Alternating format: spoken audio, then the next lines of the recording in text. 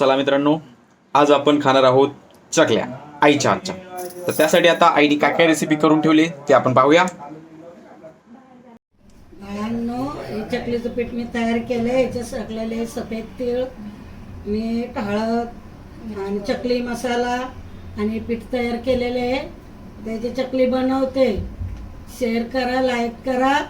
कशी झाली ती कमेंट पाठवा. हे तोडून यामध्ये आता भरायचं सोऱ्यामध्ये. चांगलं तेल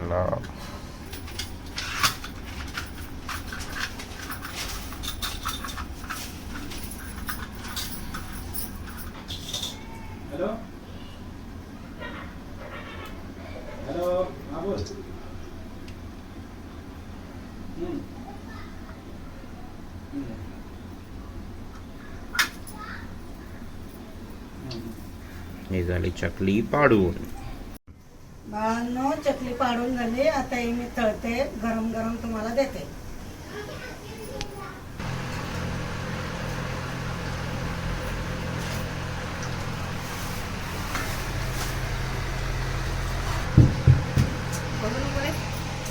गॅस बारीक करा.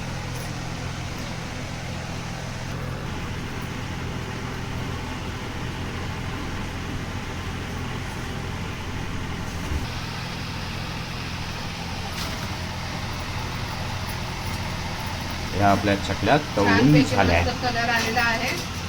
ब्राऊन चांगला झाली आहे. लाईक करा, शेअर करा, सबस्क्राईब करा.